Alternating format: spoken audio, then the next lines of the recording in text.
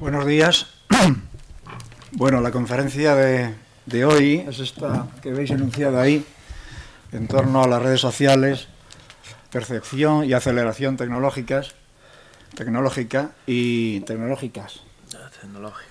Y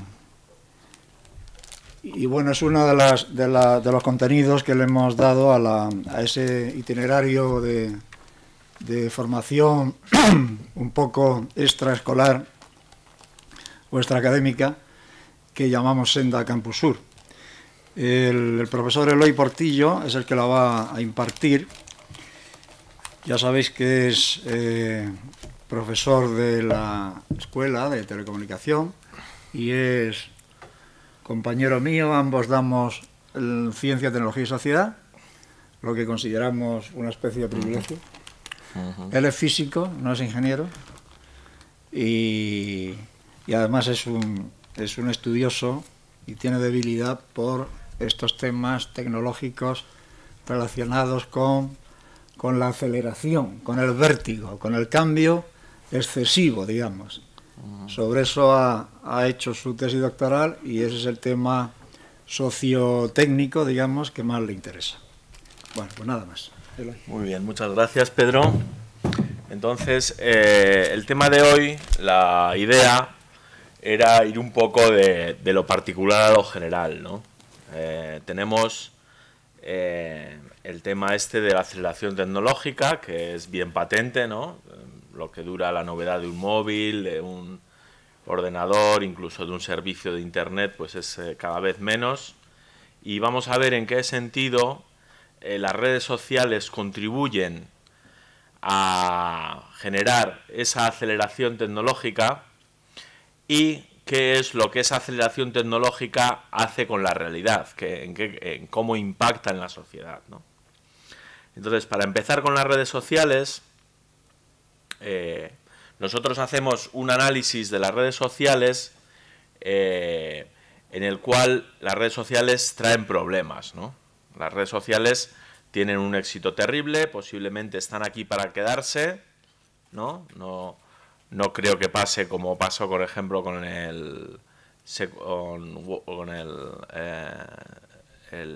la realidad virtual esta del Virtual World, que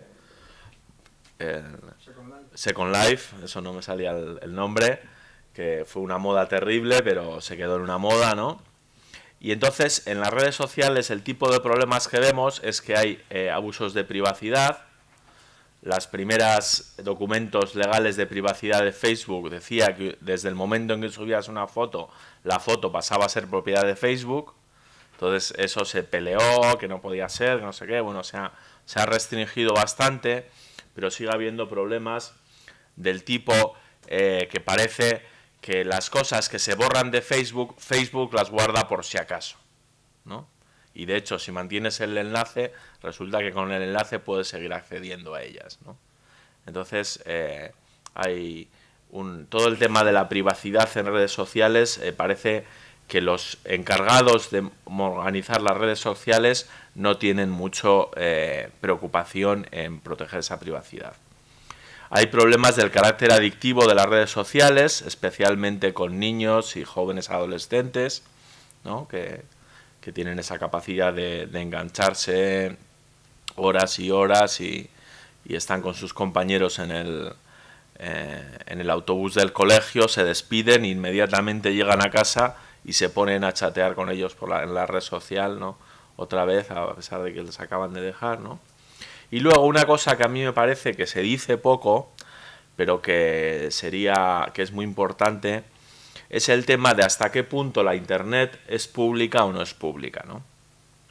Si te fijas bien, en la red social lo que haces es postear una serie de cosas, comentarios, fotografías, enlaces a Internet, enlaces a otros documentos, ¿no? Y tú puedes luego añadir comentarios o contestar el posting de otra persona o reproducir el posting de otra persona en tu muro dándole al compartir, ¿no? Entonces, si nos fijamos bien, todo esto ya se podía hacer con un blog o con una página web tradicional. Tenía un poco más de trabajo, pero tú cogías, subías a tu blog una foto, subías a tu blog un artículo, un link de otra publicación, lo que sea, y luego cogías ese enlace de tu blog y lo enviabas por correo a tanta gente que te quisieras tú enviársela, ¿no? O la gente tenía sus RSS en el cual automáticamente le aparecían en tal blog ha habido una serie de novedades. Entonces, ¿cuál es la diferencia fundamental entre la blogosfera y las redes sociales? Bueno, que la blogosfera no tenía dueño. Tú en un blog podías poner o no publicidad. Si ponías publicidad, la administrabas, cobrabas tú sus beneficios, cobrabas tú podías saber qué publicidad querías poner y qué publicidad podías no poner. Podías vetar publicidad de empresas que no te gusten porque no te gusta su ética o no te gusta el tipo de cosas que vende o no te gusta, estás en desacuerdo con su política o lo que sea. Sin embargo, en la red social te han facilitado un poquito porque sí, es todo más automático, simplemente tienes postear, subir, tal. La gestión de un blog es un poquitín más difícil que la red social, pero a cambio de facilitarte esto, lo que te han hecho es quedarse con todo el pastel. Resulta que la publicidad que va en tu muro, la publicidad que ve la gente cuando accede a tus contenidos, no la determinas tú, no la cobras tú, se la queda Facebook, o se la queda Twitter, o se la queda MySpace, se la queda cada una de las redes sociales, ¿no? En ese sentido también, el tema de la privatización, lo que está claro es que, por ejemplo, cuando países desgraciadamente con unos registros de derechos humanos lamentables, como puede ser China o muchos otros, no solo China, han querido saber quién ha posteado esto, han presionado a esas empresas, y si yo tengo un blog aquí, que vivo en Madrid tranquilamente, no tengo interés ninguno en China, y me presiona el gobierno chino para que le diga quién ha posteado un artículo criticándole, pues le voy a decir que se vaya de paseo, ¿no? Pero si eres una empresa global con intereses en China, con tal y con cual, tanto Facebook como Google, como Yahoo, han cedido en muchas ocasiones a las presiones de gobiernos como China y han facilitado la identidad de las personas que estaban detrás de un acrónimo, detrás de un alias, detrás de un número IP. Y en ese sentido decimos que mientras que la blogosfera era un espacio público en el que cada uno puede construir, las redes sociales son un espacio privatizado que tiene un dueño, que tiene una política comercial y que tiene unos intereses y que tiene un tal. Entonces, en ese sentido, aunque se facilita un poquito la gestión, yo creo que todo este proceso de sustitución de la blogosfera por las redes sociales es un proceso de marcha atrás, es un proceso de privatización de algo que era público, ¿no? De manera parecida, las redes sociales no facilitan que tú te hagas una opinión crítica. Las redes sociales, al contrario que un programa de correo en el que tú puedes organizar las cosas que te van llegando por carpetas, y puedes tener una carpeta con lo más importante que has recibido sobre un tema concreto, como puede ser pues la contaminación del delta del Níger, o el problema del cambio climático, cualquier problema de privacidad en Internet que a ti te interesa, y vas organizando los correos que te han llegando y vas teniendo tu agenda y tu archivo y tu tal. En las redes sociales todo está en orden temporal y no tienen ningún mecanismo, a no ser de que te lo hagas tú a mano, poniendo allí, cortando, copiando, sacando el enlace, cortando el enlace, copiando el enlace en otro sitio, ¿no? Te tienes que hacer tú el archivo. Las herramientas de las redes sociales están pensadas para que sea una cháchara continua, para que te llegue una cosa y detrás de esa cosa te llega otra y detrás de esa cosa te llega otra, pero tú no organizas la información que va fluyendo por esa interfaz y no puedes tú organizarlo, guardarlo, almacenarlo, ponerlo en crítica, hacer luego un resumen, poner como ya dijo tal persona en tal fecha que ahora se contradice y dice lo contrario, tal, sino que en la red social todo se va superponiendo, y por eso nosotros pensamos que las redes sociales están pensadas para el olvido y no para la memoria. Están pensadas para que cada nueva novedad, que en la mayoría de sus partes representan la frivolización, pues la persona que más seguidores tiene en Twitter, ya sabéis que es Lady Gaga, el tipo de cosas que llegan en las redes sociales, pues algunas son interesantes, pero muchas son frivolidades, ¿no? Entonces está pensado para que cada nueva cosa tape a la anterior. Y en ese sentido lo que tenemos es más que un diálogo constructivo que nos pueda llevar a hacer pensar y hacer el conocimiento y avanzar el análisis, lo que tenemos es una cháchara infinita, ¿no? Una cháchara en la que, bueno, pues sí, es entretenido, yo también lo hago, yo también entro en mi Facebook y miro lo que han posteado mis amigos, y si un chiste me gusta lo reenvío, ¿no? Lo comparto y tal, pero no es una herramienta de análisis en la que yo pueda ir avanzando un discurso, entendiendo cómo son los tiempos y entendiendo qué pasa en la realidad que me rodea. No sé si os parece hasta aquí que la crítica es muy destructiva. En cualquier momento que queráis interrumpirme, hacer una pregunta, levantáis la mano, ¿sí? Me gustaría añadir una cosa. Yo estoy de acuerdo con lo que dices, que está pensado para el olvido, pero no obliga al olvido. Por ejemplo, recientemente, y no es por meter el dedo en la llaga, en Twitter, los gobernantes que han subido al poder hace poco, hace tiempo, postearon una serie de cosas que se contradicen con las que han hecho ahora, y un montón de gente se ha dedicado a recuperar esas cosas y volver a publicarlas para que la gente lo vea. Que sí, que está pensado para que haya un flujo continuo de información y tal. Y también, respecto a lo que dices de Facebook, por ejemplo, no sé muy bien cómo funciona porque no lo uso, pero creo que quizá la mayor parte de gente que genera tráfico en Facebook, no me refiero a calidad de tráfico, sino en general, está pensado igual que hay un montón de gente que va a poner cosas ahí insustanciales, va a poner una serie de... Y entonces ellos también les interesa adaptarse a ese modelo de tráfico que se va a generar. Entonces supongo que también hay que tener en cuenta los intereses que puedan tener comerciales, por así decirlo, con respecto a esa gente que va a generar ese tráfico. No, que el olvido no es lo obligatorio, lo he dicho, ¿no? Ya te he dicho que efectivamente si tú te lo trabajas, si tú sacas ese tweet del Twitter y lo copias en un fichero aparte en tu disco duro para cuando vuelva a hacer, pero no es algo que lo facilite la red social. La red social, y el 99% de la gente lo hace así, eso se va amontonando, se va olvidando y va pasando, ¿no?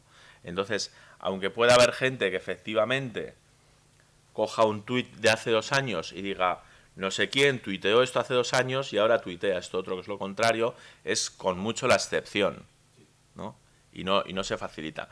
Mientras que una herramienta como un blog o una herramienta como un correo electrónico trae eso incorporado y trae esa facilidad de almacenar los correos en carpetas, en subcarpetas, por temas, por fechas, por tal, y luego hacer búsquedas con ellos, ¿no? O sea, yo no digo que no sea imposible, ¿no? Lo que digo es que la dinámica en la que se usan las redes sociales se parece más a las revistas del corazón que a una discusión seria sobre hacia dónde va el mundo, ¿no? Entonces ese es el sentido, ¿no?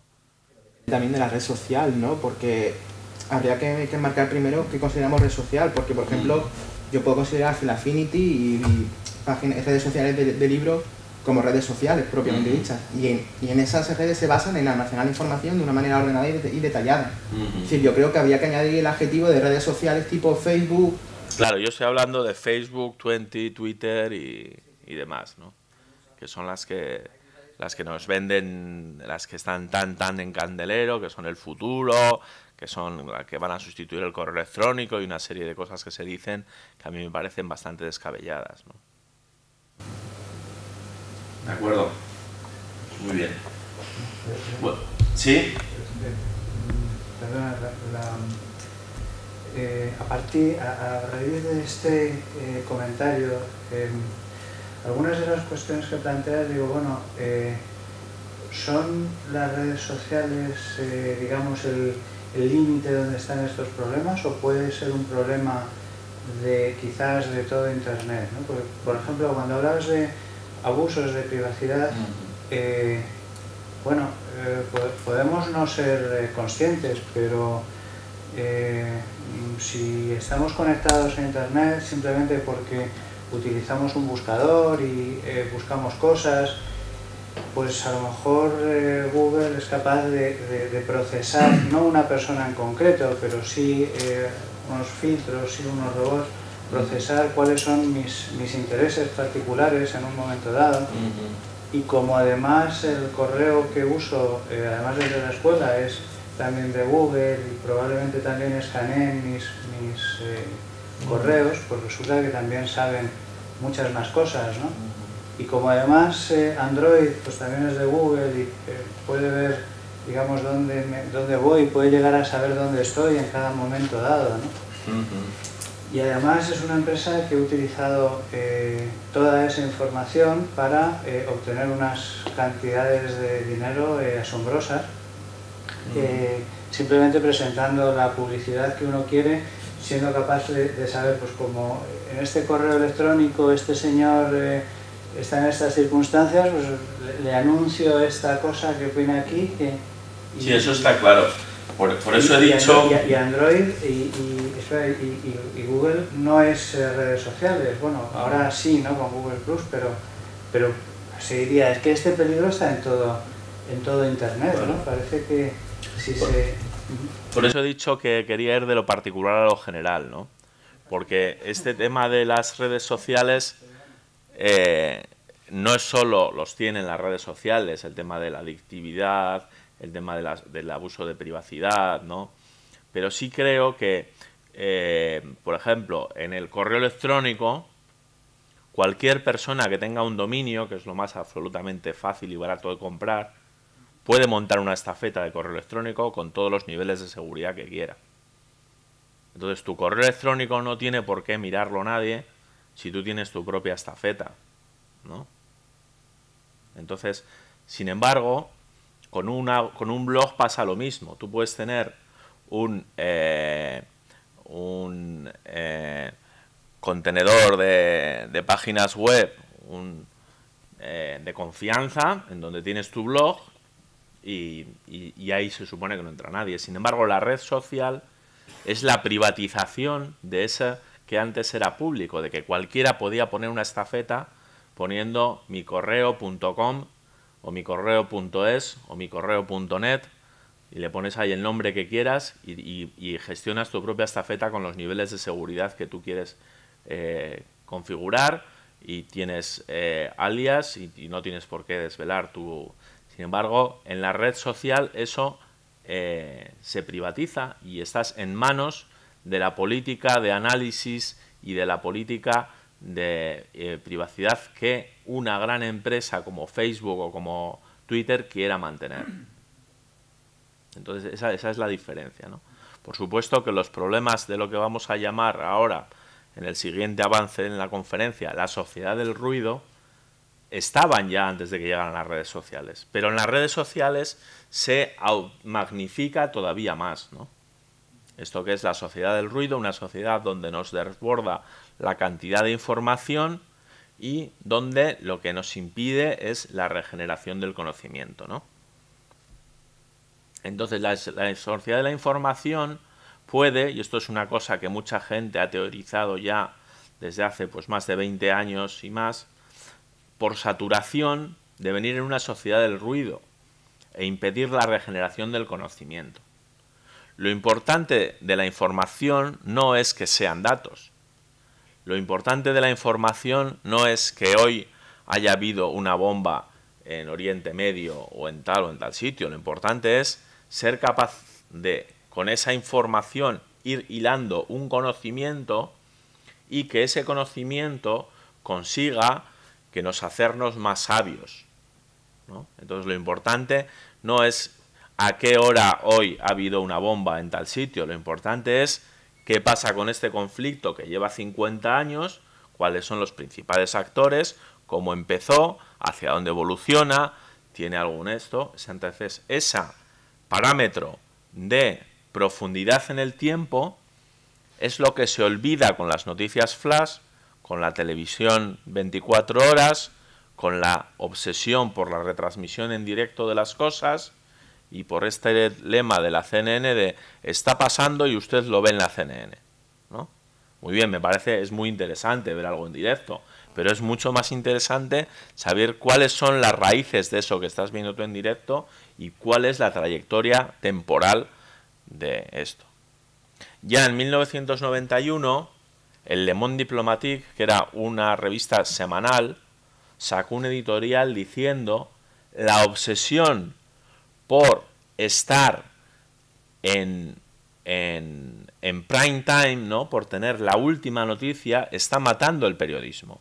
Entonces decidieron dar un paso atrás y decir, vamos a hacer una edición mensual, con artículos más largos, con artículos más a fondo, con artículos con referencias donde te puedas leer los temas a fondo, y ese es el camino que nosotros creemos que es para entender el mundo.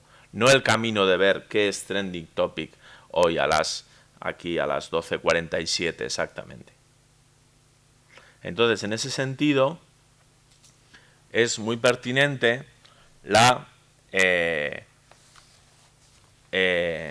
que ya en su día Martin Heidegger, el Heidegger de la derrota, el Heidegger que ya había espiado y había reconocido su gravísimo error de colaborar con los nazis, entonces en su obra de posguerra dice: esta estructura de emplazamientos de los objetos de la técnica que constituyen la red de artefactos tecnológicos a disposición pasan del brillo interno intenso a la opacidad del desecho sin ningún tipo de interrogación acerca del modo del desocultamiento. Es el peligro del área científico-técnica que constituye la tesis central de esta reflexión.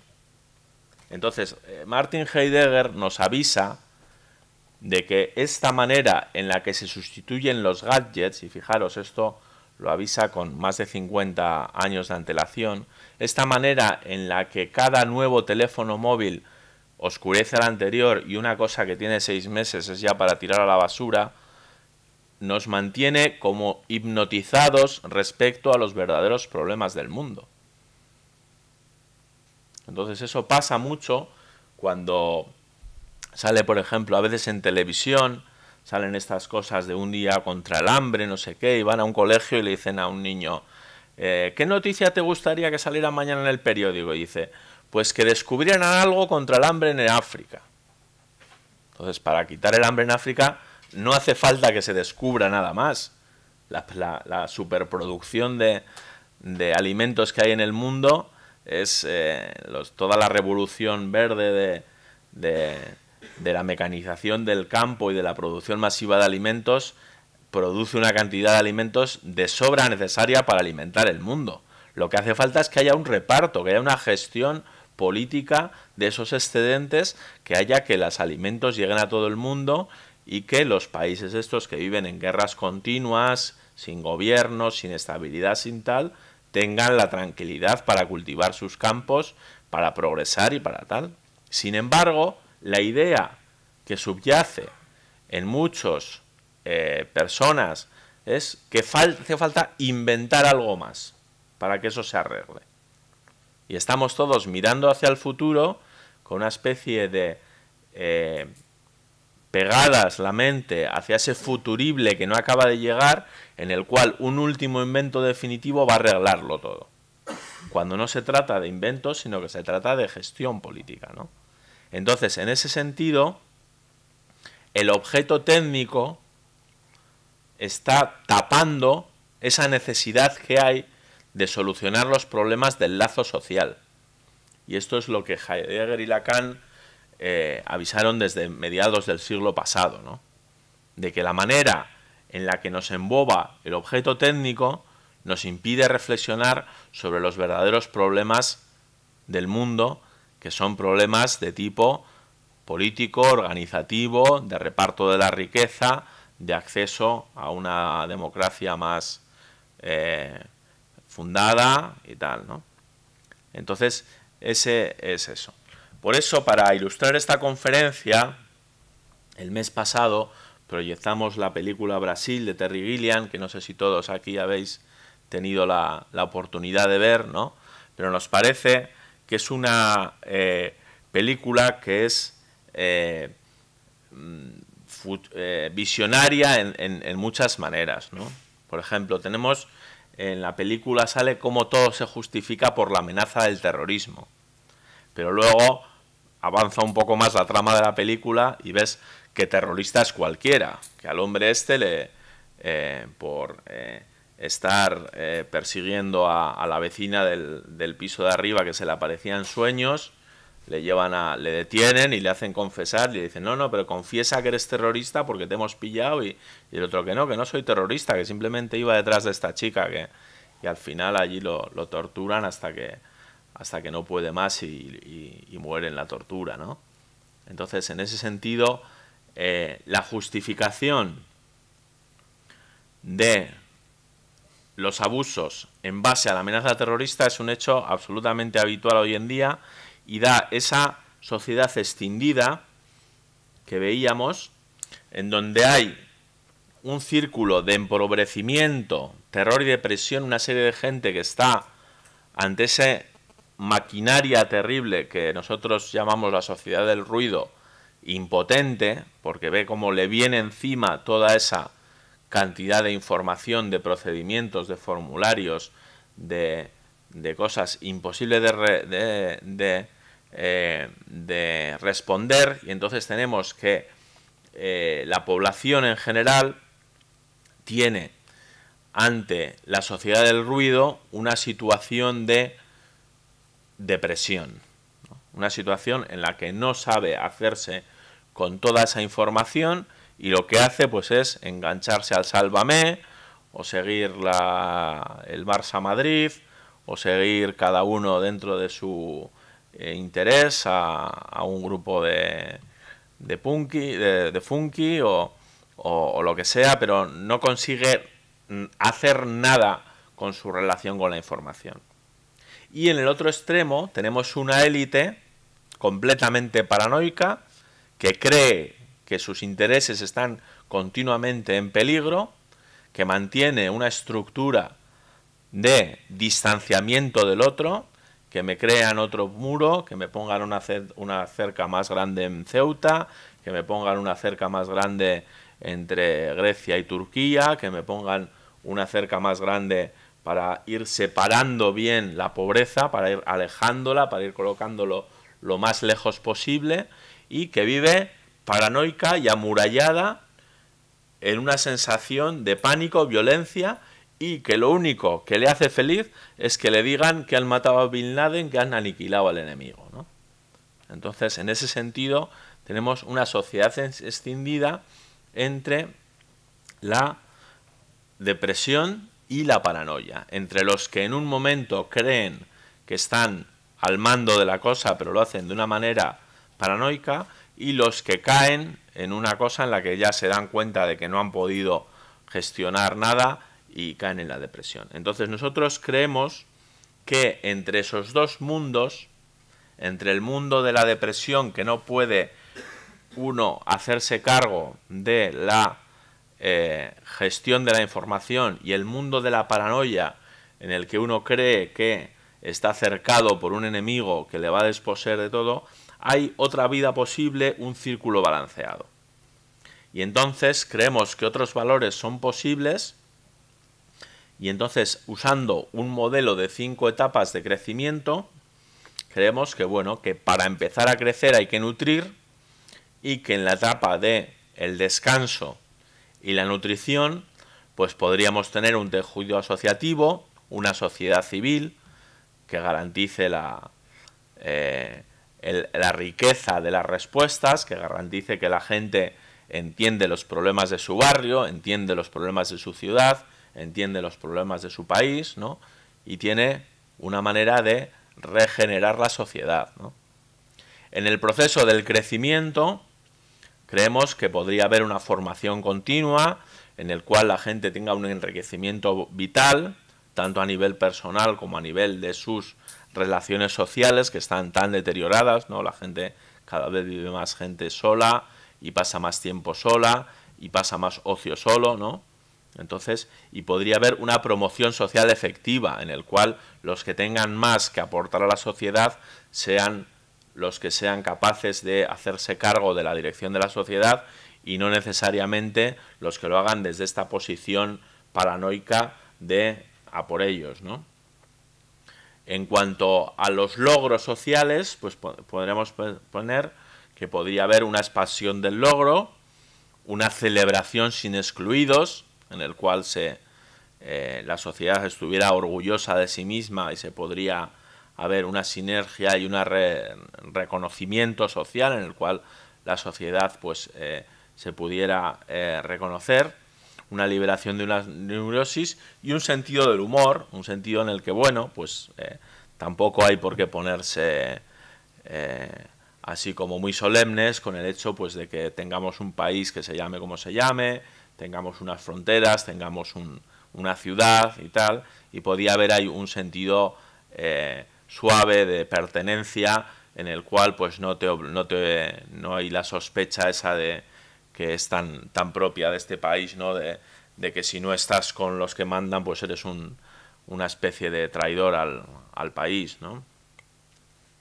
Y luego en el tema de los límites, en el tema de la gestión de conflictos, en el tema de ir reconduciendo los problemas, pues podría haber una escucha y participación de las personas, en definitiva una democracia amable y transparente, ¿no? Una democracia. Entonces, esto parece pues una lista de peticiones a los Reyes Magos, ¿no? Una lista, pero nosotros creemos que es posible, ¿no? Que la sociedad tiene grandes recursos, que desde el punto de vista de la tecnificación y desde el punto de vista de la necesidad de riqueza para sustentar, la sociedad está mejor que nunca. Hoy en día el excedente alimentario, el excedente de producción, la capacidad, la cantidad de cosas que producen los robots hacen que si nos acostumbráramos a vivir con menos, podría vivir todo el mundo muchísimo mejor, ¿no? Y entonces, por último, en cuanto al tema de los límites, pues podría haber, en vez de extender la paranoia, extender la confianza, ¿no?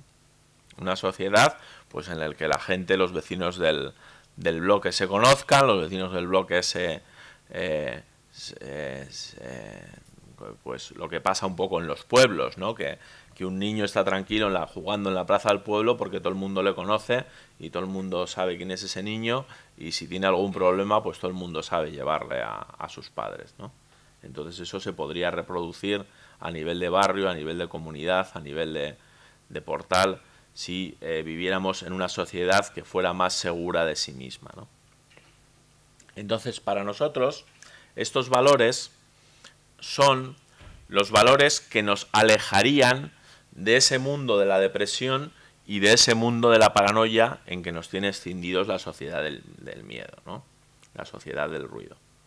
Entonces veríamos que hay una vida más plena, que quizás si dejamos las cosas a que el materialismo siga creciendo y el individualismo siga creciendo de modo indefinido, pues lo que nos lleva es a esa escisión, ¿no?, entre deprimidos y paranoicos, pero que con un esfuerzo consciente de extender estos valores se podría reconducir la situación y traer más gente a esta sociedad más plena en la que uno es capaz de aportar a la sociedad sin tener necesariamente que caer ni en el pánico, la violencia y la paranoia, ni en el terror, el embrutecimiento y la depresión, ¿no?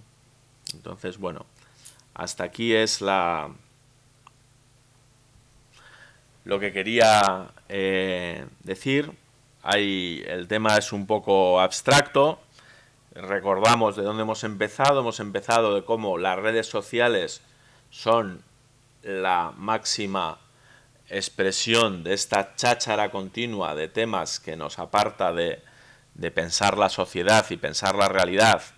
Luego hemos avanzado las características de la sociedad del ruido, la dualización terrible que se produce, que estamos viendo que la distancia entre los que más tienen, tanto a nivel informativo como de dinero, como de posición, y los que menos tienen es cada vez mayor en los países tanto subdesarrollados como medios como más desarrollados, y hemos visto que se podría reconducir eso e intentar acortar esas distancias por medio de una serie de políticas que vienen marcadas por estos 5 puntos que se corresponden a los 5 puntos de un ciclo vital de cómo debería ser el descanso de la sociedad y la preparación, cómo debería ser el crecimiento de la sociedad, cómo debería ser el logro de la sociedad, cómo debería ser la resolución de conflictos y finalmente cómo debería ser la protección. ¿Y cómo cree usted que se puede llegar a conseguir eso? Es decir, de acuerdo, tienes que conseguir eso, tienes que conseguir tejido asociativo, esto son un logro, pero ¿cómo? Es decir, yo ya lo comenté, porque había que hacer un trabajo de esto, ¿no? Sí. El anterior. ¿Cuál es el vehículo? Yo creo que con la cultura, o sea, no bajan un nivel de cultura. Sí. No sé si usted opina lo mismo. Hombre, el tema de la cultura está claramente aquí donde decimos enriquecimiento vital, ¿no? Eso es una cosa. Estos puntos que nosotros hemos sacado de estos análisis de 5 elementos, ¿no?, son a la vez medios y fines. Porque refuerzas el tejido asociativo, puedes tener más tejido asociativo y es un proceso, un círculo virtuoso. Un círculo en el que cuanto más partes, más puedes hacerlo crecer. Además, el tejido asociativo rico te alimenta el siguiente punto, que es el enriquecimiento vital, porque tienes un tejido asociativo rico que está proponiendo soluciones para los problemas sociales, tienes donde formarte. Eso es una cosa que se nota muchísimo en la generación vuestra, que sois pues ni mejores ni peores que la que era la nuestra, o la anterior, o la de Pedro, o la anterior, pues tenéis esta cosa de que habéis nacido en una época muy individualista, ¿no? Pero hay gente que ese individualismo lo usa para bien. Se apunta a una ONG, se apunta a un no sé qué, hace su cosa, hace su tal, y entonces resulta que está más enterado, que tiene unas fuentes de información más variadas, que tiene acceso a blogs, a tal, a cual, que le da una visión más completa de la ciudad en la que vive y tiene una vida más plena gracias a eso. Entonces, en ese sentido, estos 5 puntos se realimentan unos a otros, porque si tú tienes un enriquecimiento vital, tú puedes liberar la neurosis más fácilmente, porque tienes una visión más amplia de lo que pasa. Porque tienes un enriquecimiento vital, puedes participar más en las personas y promover una democracia más transparente y más amable. Entonces es un proceso en el que estos 5 elementos se alimentan unos a otros. ¿Y por dónde empezamos? Pues por cualquier sitio. Simplemente todos los días tenemos 1000 decisiones de hacer.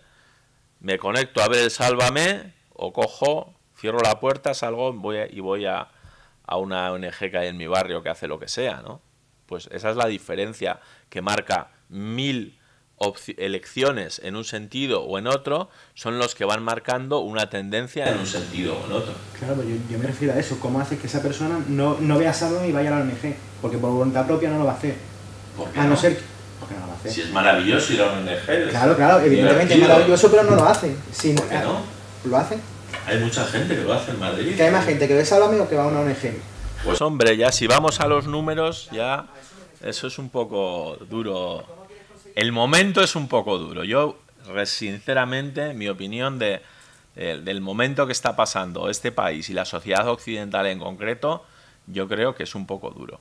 Pero que los recursos en potencia están ahí más que nunca. porque tenemos un nivel de educación mayor que nunca, un nivel de confort. Yo es que no estoy de acuerdo en que el nivel de educación sea mejor que nunca. En Yo España creo que sí. hoy por hoy, bueno, es que para que el nivel de educación llegue a todo el mundo hay que bajar la cultura, como dice Mario Vargas Llosa en la civilización del espectáculo, que cita también a Hegel.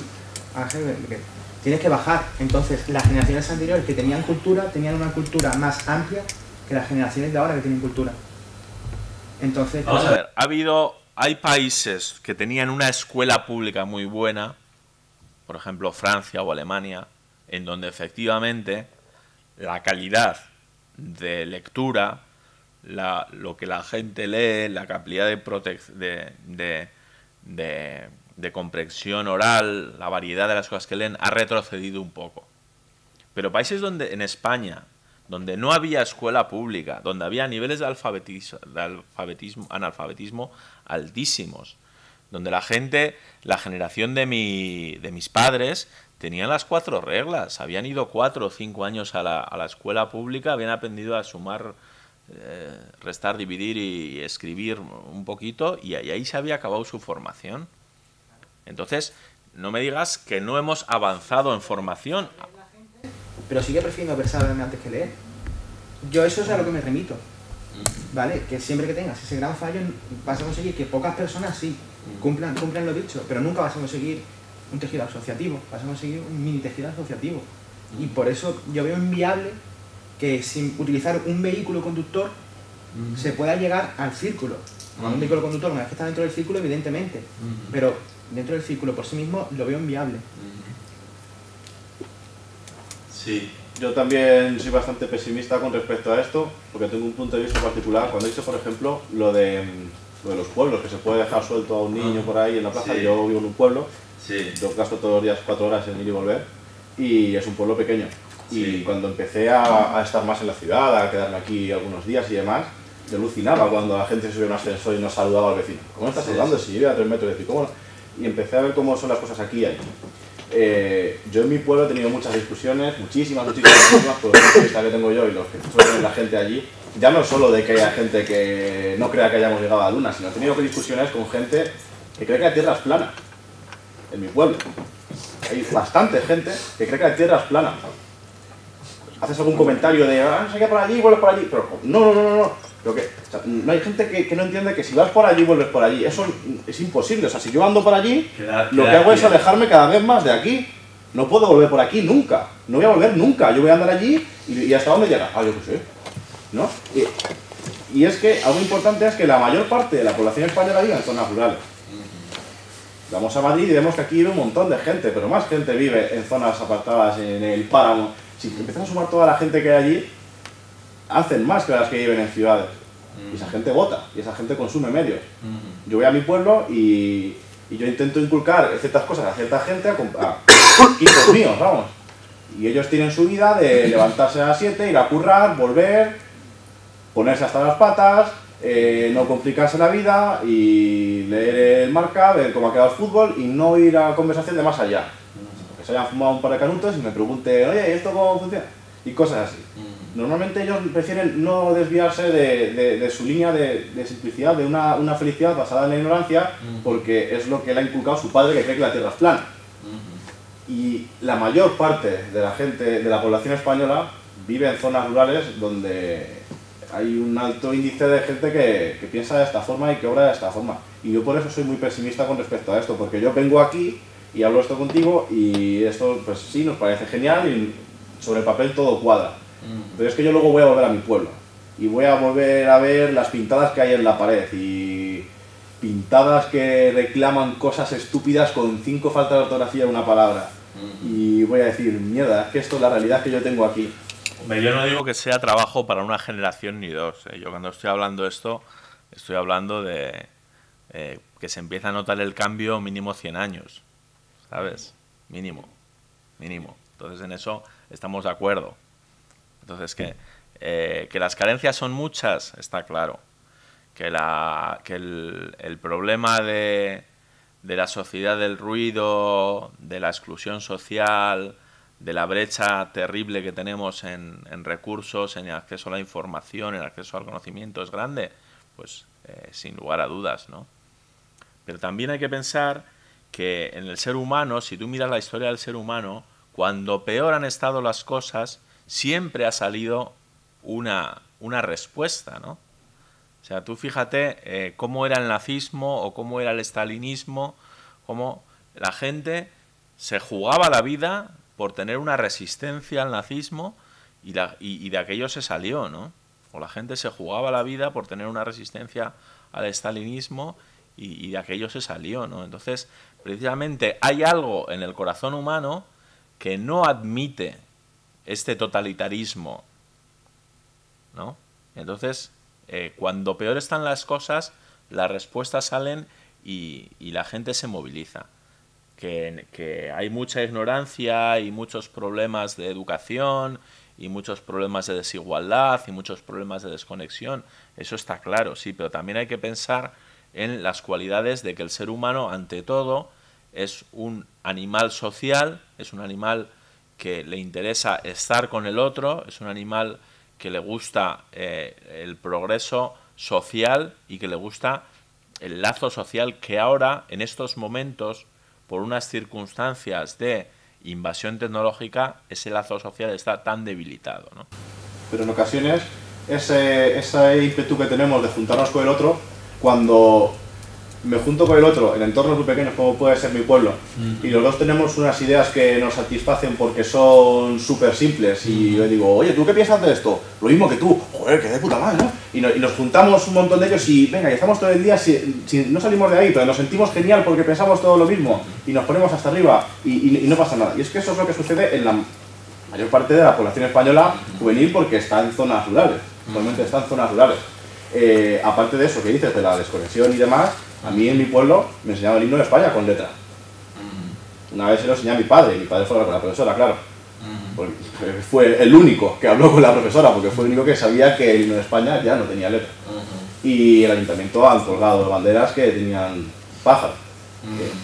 Hay asuntos que no, como has dicho tú, menos de 100 años no van a empezar a cambiar. Imposible, porque tienen que pasar al menos 3 generaciones. Primero, la que ha vivido, pongamos, la dictadura, no se haya enterado, nunca mejor dicho, ni del nodo, y aun habiendo vivido la dictadura, por algún motivo siga promulgando cosas que van en contra de sí mismo. Por otro lado, los hijos de esas personas que, como lo dicen su padre, ellos también lo dicen. Y luego los hijos de ellos, que ahora ya tienen acceso a esta sociedad de información y pueden empezar a enterarse un poco de qué va la cosa, más allá de las fronteras de su pueblo.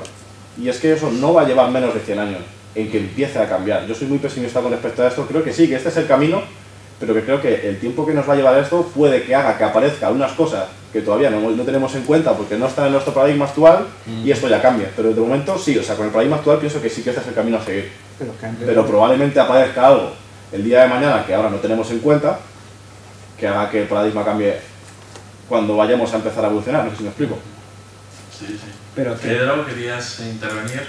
Yo sobre todo quería preguntarte cuál es tu pueblo. ¿Conoces Torrelaguna? Pues un poco más abajo, vale, Torres de Jarama. Pero no estamos hablando de un mundo rural, ¿eh? Primero porque la población española no es rural, es más urbana que rural, desde hace tiempo. Es decir, vive más en pueblos a partir de 10.000 habitantes y me estás hablando de Torrelaguna tendrá... Sí, bueno, pero el mío no es Torrelaguna. Y el tuyo, pues bueno, pero estamos en el entorno de Madrid hay poca ruralidad. Porque esto es una cosa metropolitana, casi toda la Comunidad de Madrid, ¿no? Sí, Comunidad de Madrid, pero en España... Pero bueno, y en España la población urbana pues es muy superior a la rural. ¿Muy superior? La rural ha ido desapareciendo y ahora mismo las 23 provincias interiores, que son regresivas, muchas de ellas todavía, desde 1900, pues claro, tienen una población muy inferior a la costa, a la cordillera, a la cornisa cantábrica, a las grandes ciudades de Madrid, Valladolid, Zaragoza, del centro, las grandes, en fin, en todo el mundo sucede, pero en España y en Europa por supuesto. Pero es que sí es necesario distinguir entre cultura y educación, claro, porque la educación lo dan la escolaridad, los titulados, los no sé qué, pero la cultura es otra cosa. La cultura es otra cosa, tú estás hablando de una profunda incultura, porque en tu pueblo no hay analfabetos seguramente. Algunos... Sí, hay bastantes. No tiene por qué, no hay analfabetos en España desde hace tiempo, muy poco. Las personas mayores pero no es un fenómeno, digamos, social preocupante el analfabetismo en España. Eso se resolvió. En los años 40 y 50 todavía, pero yo creo que ahora mismo... Sí, sé que no es Pero algo bueno, sí, no los hay, general, los hay. pero no estará a lo mejor registrados en algún tipo de registro, pero a mí me consta que en mi pueblo, de 2000 y pico habitantes, efectivos, no los que usan el pueblo como dormitorio, habitantes del pueblo, que trabajan en el pueblo y hacen vida en el pueblo, no son los que van a dormir, aproximadamente unos 2000, aunque en el censo hay más porque son los que van a dormir allí. Me consta que yo conozca, hay más de 10 analfabetos. Más de 10 personas que no son capaces de leer. Más de 10. Bueno, aquí entre vosotros hay muchísimos alumnos que no sois capaces de leer. Sí, sí. De leer. El otro día, al principio del curso, una alumna, ya sabéis que solemos empezar leyendo el periódico y tal, era incapaz de leer de un tirón un titular del periódico, ¿no? Y se perdía, no sabía qué significaba el titular, ni cómo estaba redactado, ni tal, ¿no? Y es porque no leéis, y si no leéis, pues no... Yo me refiero a otra cosa, evidentemente, ¿no? Sí, pero analfabetismo no solamente es la capacidad de leer, también de entender, claro. Hay un estudio que dice que justamente por culpa de las redes sociales la gente pierde la capacidad de leer. Tú estás acostumbrado cuando te conectas a una pantalla de ordenador, cada 5 minutos cambias de pantalla de conversación, arriba, aquí, a otro lado. Ahora bien, coges un libro de literatura cursa de 500 páginas, que es Ripardo, y eres incapaz de leerlo. Por supuesto que si no leéis no sabréis nunca ni escribir ni hablar, vosotros y todos. Bueno, yo he notado aquí dos o tres cosas que eran interesantes, vamos, que quería plantearte. Desde luego, primero, que hay que distinguir entre cultura y educación, porque la educación, digamos que es lo más formal, lo más estadístico, y cultura es otra cosa. La cultura no puede excluir la implicación y el conocimiento social. Si tú no estás implicado en tu entorno, tú nunca serás culto. Por otra parte, claro, el profesor Eloy Portillo no ha hablado de la política o del poder, claro, que esas son realidades. Ha estado hablando de las redes sociales y ha ido ampliando la reflexión, pero claro, tenemos todo ese mundo de la política y del poder que en definitiva determina, pero claro, ninguno de vosotros debe de creer que ni las redes sociales ni la propia red de internet nació por generación espontánea, o que no tiene nada que ver con el sistema socioeconómico dominante que se llama capitalista, es decir, que no tiene nada que ver con una forma nueva o un interés nuevo o un empujón nuevo del sistema capitalista. Tiene muchísimo que ver, ¿no? Y yo creo que es una de sus señas de identidad, es sobre todo negocio, por otra parte es opresión, y en mucha medida, me refiero al internet en general, y en mucha medida mítica, porque claro, aquí hemos hecho un repaso de cantidad de cosas que son puro mito, que no es verdad, ni pueden serlo, ni se puede demostrar que sean verdad. Es decir, tú no incrementas la densidad de tus relaciones sociales porque tengas 500 millones de amigos en Facebook, como te dicen. Tú no necesitas 500 millones de amigos, pero ¿de qué estamos hablando? Si tú con 30 o 40 ya tienes bastante, ¿no? Y bueno, y lo de las ONGs, vamos a ver, las ONGs es una cosa, un invento reciente, pero oye, en España hay un movimiento ecologista que compromete a los que tienen preocupación por el medio ambiente, un movimiento pacifista que compromete a los que tienen preocupación en España y en el mundo por la paz y por las cuestiones políticas internacionales, un movimiento feminista que compromete a las mujeres que son conscientes de la diferencia, etcétera, etcétera, y que son tres grandes movimientos sociales que caracterizan a la historia reciente de los últimos 50, 60 años, y en el que te puedes implicar cada vez que te sientas interesado. Claro, el movimiento ecologista en concreto, que es el que yo mejor conozco, pues es sencillamente percibir que tu mundo se está contaminando y por extensión se está degradando en muchas cosas, por ejemplo el medio rural, sin ir más lejos, que ha perdido y pierde cada día lo esencial de su cultura, de su tradición y de su sabiduría, y entonces hay un movimiento ecologista muy fuerte. El último movimiento, y que parece que no tiene mucha consistencia porque tiene poco de novedad, es el 15M. Pero también ahí tienes un movimiento que está prácticamente en todas las ciudades y pueblos grandes de España. Siempre, vamos, ha quedado ahí una pequeña organización que parece que están esperando un segundo empujón y tal, pero ni serás feliz, ni serás culto, ni serás feliz si no tienes implicación social, si no te interesa. Te ves interesado por la sociedad en definitiva, pero la sociedad es tu prójimo, es el de al lado y es tu familia, es tu pueblo y es tu país. Pero ¿cómo intentas cambiar algo cuando en Grecia, en la misma Grecia, ha ganado un partido nazi? Grecia, lo que sufrió... Bueno, no ha ganado, pero ha sacado bastantes votos. No sé si pico. No sé si pico. Y a Marine Le Pen, uno de cada 5 franceses pensaba que era la solución. Francia. Pero vamos a ver, ya he dicho que otra cosa es esa. Es que si no tenemos una cultura política y si no sabemos lo que es el poder, no vamos a ningún sitio. Claro, evidentemente. Pues eso es la cultura política, es decir, entender que la sociedad tiene, que en la sociedad en la que vivimos hay unos poderes o hay unos agentes más fuertes que otros, más poderosos que otros y que determinan la evolución de la sociedad. Que estamos en un mundo saturado de política buena, política mala. Aquí no se ha pronunciado la palabra política, pero claro, estamos entrando en ese otro terreno, la política. Vosotros estáis muy despolitizados, la mayoría. Entonces, vienen las elecciones de Grecia y os hacéis un lío, efectivamente. Los nazis ocupan 4 o 5 años, Grecia aniquilan a no sé cuántos gentes griegas y ahora resulta que el partido nazi que vota a la gente un 8%, pero ¿cómo se come esto? Bueno, eso sucede, y en Francia estuvo ocupado y tal, y hay un movimiento que no se dice nazi, es más prudente, pero bueno, es una ultraderecha, es una cosa, pues digamos, del mismo huevo de la serpiente, ¿no? Digamos. Pero eso tiene su explicación, es un partido que está hasta las narices de que el gobierno liberal, tanto si es socialista como si es conservador griego, pues se entregue a los burócratas de Bruselas. Y los ultras, y la ultraderecha y los movimientos así duros, pues son de por sí contrarios a esa, pues todos son muy nacionalistas, y entonces pues claro, combaten o se resisten a esa entrega que la política nacional la dicten desde fuera, no solamente la ultraderecha, ¿no? Pero bueno, en este caso, como hay ultraizquierda o izquierda radical o tal, pues claro, también son 2 puntos de vista que pueden coincidir en algunas cosas. Por ejemplo, el rechazo a Bruselas. Pues bueno, yo rechazo a Bruselas, y desde luego no soy de la ultraderecha, tampoco soy de la ultraizquierda, pero sí soy de izquierda.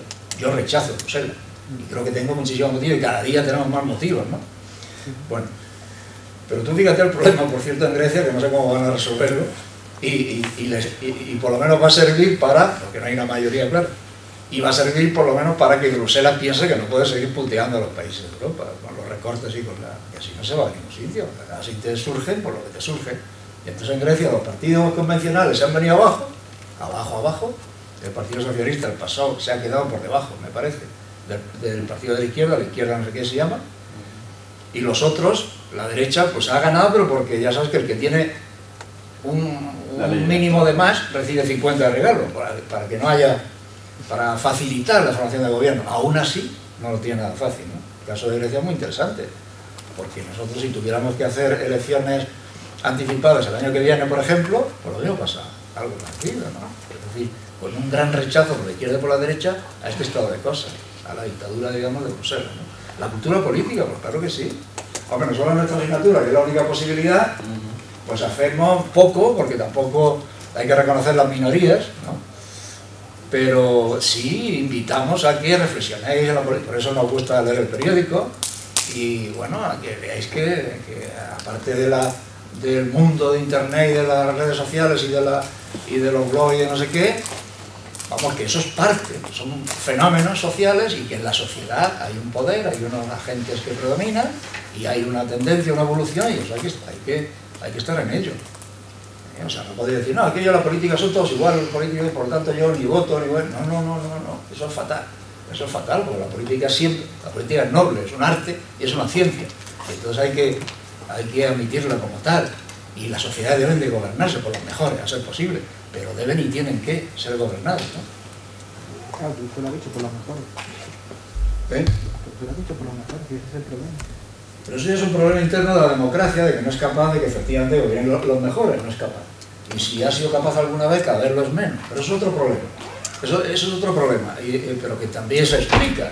La democracia de las elecciones periódicas y tal, que se llama representativa, es una democracia que surge, típicamente europea, que surge en el siglo XVII en Inglaterra, en el siglo XVIII pues, de la Revolución Francesa, es una revolución, digamos, que crea esta democracia europea, pero es una democracia que consiste sencillamente en que los que tienen el dinero quieren también el poder político, lo que se llama la burguesía toda la vida, y está bien definido.